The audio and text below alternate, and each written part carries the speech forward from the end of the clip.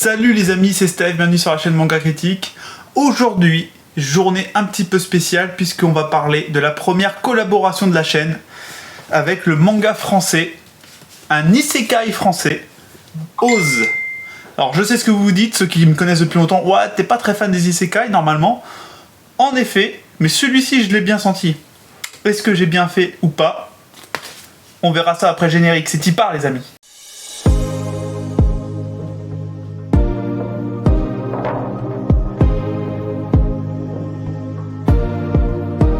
Alors Oz, je ne connaissais pas ce manga, je ne le connaissais pas du tout et je suis tombé dessus par hasard sur Facebook. Facebook m'a proposé la page et j'ai vu 11 000 abonnés.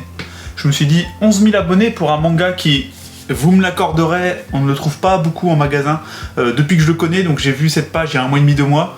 Je l'ai cherché, à chaque fois que je suis allé dans un nouveau magasin, je l'ai cherché en rayon, je l'ai trouvé une seule fois, il y avait le tome 2 une seule fois. Pour vous dire, voilà, je pense que dites-le moi dans les coms si vous connaissiez, s'il y a beaucoup de gens qui connaissaient, ça m'intéresse vraiment. Mais voilà, moi personnellement, qui suis quand même assez connaisseur de manga, je ne le connaissais pas. Et je vois 11 000 abonnés. Là, il y a mon nez, je me dis, oula, un manga français, 11 000 abonnés sur Facebook, sur la page Facebook, ça me paraît quand même beaucoup. C'est un énorme chiffre pour un manga français. Je sais pas si vous en rendez compte, je pense que les mangas qui doivent avoir plus français, il y en a pas tant que ça, mine de rien, sur la page officielle. Donc je les ai contactés pour savoir s'il était possible qu'ils m'envoient les 2 tomes. En plus, j'ai que 500 abonnés et j'ai demandé à avoir les 2 tomes. Et le scénariste, Lucky Nyon, m'a très bien reçu et m'a aiguillé vers la personne à qui je devais envoyer un mail pour le recevoir. Et ils ont accepté et ça c'est très très cool de leur part. Donc j'ai mis un peu mon temps à lire les mangas. Je les ai lus et je vous dis ce que j'en pense. Alors déjà je voulais parler d'édition. On a le tome 1 qui est à 8 € et le tome 2 qui est à 9 €. C'est donc édité par Tartamudo. J'ai bien dit Tartamudo. Tartamudo c'est leur seul manga. Donc c'est vraiment pas... C'est un petit éditeur de livres normalement et qui a édité donc ce manga. C'est leur premier manga. Est-ce qu'ils en feront d'autres? Ça je ne sais pas. Mais en tout cas voilà. Donc le prix du tome 1 à 8 € et je trouve correct vu l'épaisseur parce que c'est quand même un manga qui met une bonne heure et demie à se lire. Donc il est tout blanc mais bon il y a un effort de laquage etc. Il y a un petit vernis sur le personnage etc. Enfin l'édition est correcte. Et sincèrement correct. Le tome 2 il est à 9 €, je trouve, en toute honnêteté, je trouve ça légèrement cher parce que il y a un peu plus de pages que le tome 1, mais c'est pas non plus la folie. Et il y aura un tome 3. Je vais rentrer tout de suite dans les petits défauts. Le petit défaut, bien sûr, vous le connaissez, hein, c'est un manga français. Donc qui veut dire manga français dit pas une armée d'assistants avec le dessinateur, pas une armée d'assistants même avec le scénariste. Et du coup un rythme plus bas. Donc le défaut c'est voilà, il faut attendre 1 an voire 2 ans pour avoir un tome. Par contre le tome 3 fera entre, ça c'est donc le scénariste Lucky Nyon qui me l'a dit, entre 300 et 500 pages. Donc faut s'attendre à un sacré bestiau je pense pour le tome 3 et ça c'est plutôt cool. Il est prévu en 2023. Donc maintenant je vais attaquer sur qu'est-ce que j'ai pensé du tome 1 et du tome 2. C'est loin d'être un isekai classique. Très très loin d'être un isekai classique, c'est un isekai, c'est beaucoup plus recherché que les isekai qu'on a l'habitude de lire et qui me saoulent à force. Vous savez, les isekai classiques où on tombe, le personnage tombe dans le monde et puis voilà, c'est la fée des intrigues pourries et puis tout arrive comme ça par enchantement parce que bah, c'est un isekai, tout est simple. Moi j'en peux plus de ces isekai là et celui-ci était beaucoup plus intéressant. Donc Oz, ça raconte quoi? Alors déjà, scénarisé par Lucky Nyon et dessiné par Chaos, ils sont 2. C'est quand même mieux de le dire avant de commencer. Donc Oz, donc on est en 2022 en France, on suit 3 personnages, Loïc, Bastien et Akiko, qui vont à la Asian Virtual Expo. En gros, la Asian Virtual Expo, c'est la Japan Expo, hein. Ils se le cachent pas dans le bouquin. Et ils sont pressés d'aller tester un nouveau jeu qui sort, Oz, donc Overcome Survival Experience. On va suivre ce petit groupe de personnes qui sont ultra pressés d'aller tester ce jeu. Ils ont gagné un pass, ils peuvent aller tester en VIP, ils vont le tester en avant-première. Et malheureusement, rien ne va se passer comme prévu. Donc jusque là, scénario très classique, je vous l'accorde. Mais la particularité de ce premier tome, c'est qu'il prend son temps. on suit les 3 personnages qui vont à cette exposition, on prend vraiment son temps, et au début ça m'a même un petit peu, on va dire, chahuté. Je me suis dit putain, il prend vraiment le temps d'accompagner ces personnages, et tu les vois même prendre le métro, quoi. Et je me suis dit, mais waouh, c'est spécial, et il faut être assez couillu quand même pour commencer son tome 1 comme ça, en prenant bien le temps d'amener tes personnages et de leur faire découvrir de la Asian Virtual Expo, etc. C'est vraiment, ça prend son temps, et c'est pour te faire découvrir les personnages principaux finalement, leur caractère, etc. Le truc est, c'est que ok, c'est un petit peu lent au début comme ça, mais que ça tient vachement avec tous les petits clins d'œil à la vie qui nous entoure. Loiki Nihon est clairement un gros geek otaku, ça c'est sûr et certain, ça se ressent à fond, et c'est bourré de clins d'œil, et vraiment dans la première partie du manga, il n'y a pas de souci, moi c'est ce qui m'a tenu, c'est-à-dire que ok, le manga prenait son temps, te présentait les personnages, c'était un petit peu, ça m'a bousculé comme je vous ai dit, mais vraiment tous ces petits clins d'œil là, tout ça m'ont vraiment accroché au récit et m'ont arraché des petits sourires et tout, et ça c'était plutôt intelligent de le faire au début. Je pense qu'il avait conscience qu'il avait pris son temps et que son récit était un petit peu long au début, et que avec tous ces clins d'œil, tout ça, il a permis de rythmer le récit. Voilà. Ensuite, on arrive vraiment dans la partie. Alors attention, je veux surtout pas vous spoiler, surtout qu'il y a que 2 tomes. Pour l'instant, si je commence à vous spoiler, ça n'a aucun intérêt. Le but, c'est de vous expliquer mon ressenti que j'ai eu en lisant le livre. Et donc on arrive sur la deuxième partie où voilà, ils vont rencontrer plein de personnages.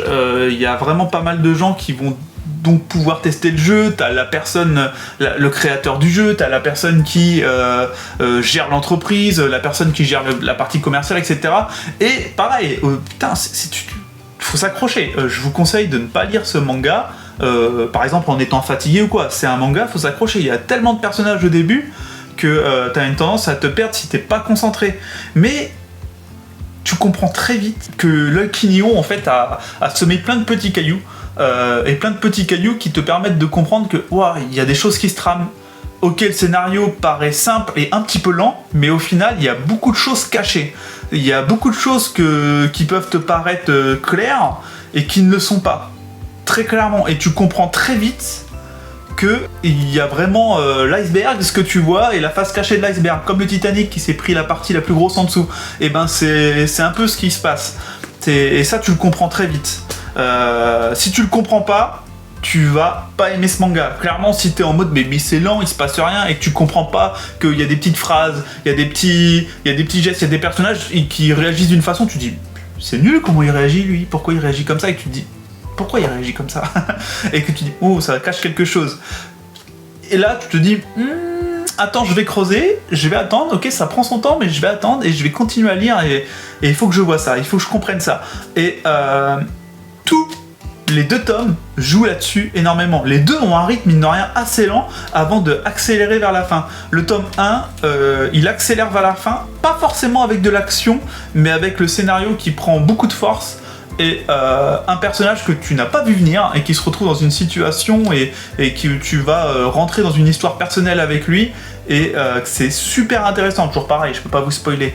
La fin du tome est très prenante. La fin du tome, en fait, tu vois que Loiki Nihon aime bien faire des cliffhangers, clairement, et il aime bien te dire hey, il se passe un truc chaud, vas-y, lis l'autre tome. Le tome 2, du coup, c'est exactement la même chose. Il recommence sur un rythme assez lent, mais pareil, il sème des cailloux encore, il sème des petites pépites partout et te dit hey, va à la fin, va voir, il va peut-être se passer des choses. Et c'est exactement ce qui se passe. C'est-à-dire que t'arrives à la fin, tu fais ouh là là, salopard, ok, il se passe des choses, et bon bah je veux savoir la suite quand même. Comme il installe plein de choses, s'il n'y a pas de réponse dans le tome 3, 4, etc., et comme on met du temps à avoir les tomes en plus, les lecteurs peuvent se retrouver crispés. Donc attention à ça, il va falloir quand même que... Bon, je pense qu'il sait ce qu'il fait, hein, je vais pas lui apprendre à faire un scénario, c'est pas mon métier du tout, mais je pense que voilà, dans le tome 3, tout ça, clairement, il va falloir que ça bouge, il va falloir des réponses, etc., parce que sinon, les gens vont commencer, je pense, enfin moi ça me le ferait en tout cas, je ne suis pas tous les gens,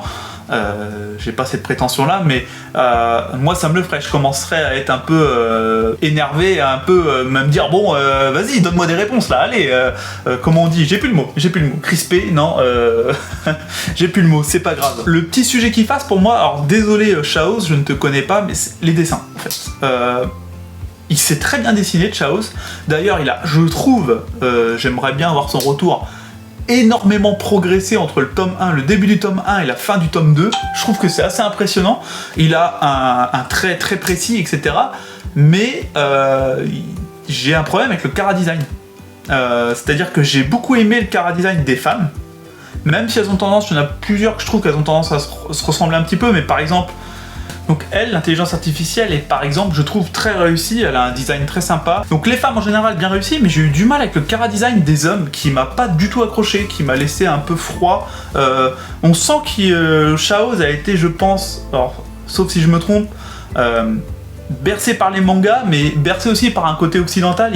Je retrouve des traits parfois du coup chez les hommes, c'est peut-être ça qui me gêne au fond, presque de BD franco-belge au niveau des nez peut-être, etc. Et par exemple il y a un personnage noir que j'ai pas du tout, mais alors pas du tout adhéré à son design. J'ai vraiment genre physiquement. Alors après c'est mon avis, hein, il y en a plein et j'espère qui apprécient le chara-design de Chaos, mais voilà, le personnage noir par exemple, j'ai vraiment pas aimé, j'ai vraiment pas accroché. Donc désolé Chaos si tu regardes cette vidéo, mais tu dessines bien, clairement, il y a pas de souci et c'est très précis, je trouve que tu as un trait très précis. Mais ouais, le chara-design des hommes, j'ai eu du mal, voilà. Bon, c'est mon goût, c'est comme ça. Après, je vous mets plein de chara-design d'hommes et faites-vous votre avis, hein, voilà. Et aussi des chara-design de femmes très réussis. Donc voilà, c'était moi mon petit côté qui fâche avec les dessins. Donc je pense que mon avis est assez clair dessus.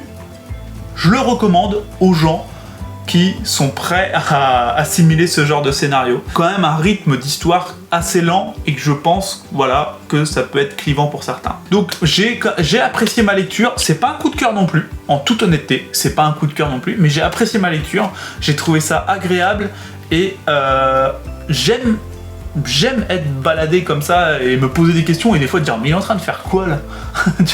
J'aime ça. Par contre voilà, si vous qui regardez cette vidéo n'aimez pas être bousculé comme ça, aimez en fait la simplicité dans le manga, surtout ne lisez pas Oz, ça va vous saouler clairement. Par contre si vous aimez les scénarios un peu plus complexes qu'ils n'y paraissent, si vous aimez être donc chahuté, pas pris par la main où on vous explique tout, voilà, tout simplement, si vous aimez ne pas être pris pour la main, c'est clairement pas le style de la maison, foncez, Oz c'est fait pour vous, clairement. C'est un bon isekai français. Donc merci à Loïc Quignon qui a été super sympa avec moi et donc d'avoir tout fait pour m'offrir ces deux mangas pour que je puisse en parler, et j'espère que ça va permettre de le faire un peu plus connaître aussi, puisqu'il mérite clairement je pense d'être un peu plus connu. Et surtout merci d'avoir passé mine de rien 1 heure au téléphone avec moi et d'avoir discuté avec moi, c'était très sympa de ta part, peu de gens l'auraient fait. J'ai essayé de rester le plus droit dans mes bottes possible, c'est-à-dire vraiment dire ce que je pensais de ce manga, donc j'espère que les petites critiques que j'ai émises ne vous ont pas vexé.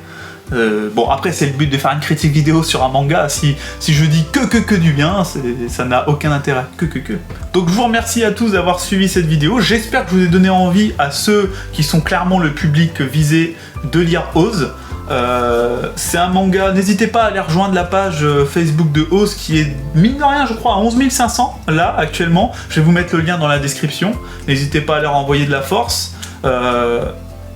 Et puis bah lisez Oz, essayez, tentez. Je pense que ce sera, comme je vous ai dit, je me répète, hein, vous avez l'habitude, je me répète souvent dans mes vidéos. Je pense que bon voilà, ce sera clivant. Je vais avoir des abonnés qui vont peut-être me dire j'ai essayé Oz, j'ai adoré, et d'autres qui vont me dire oh Steph c'était une bouse intersidérale. Je pense sincèrement que ça va être ultra clivant et il me tarde de voir ça justement. Voilà. Donc n'hésitez pas, foncez, essayez Oz et dites-moi votre retour. Et gros bisous à vous, c'est très important.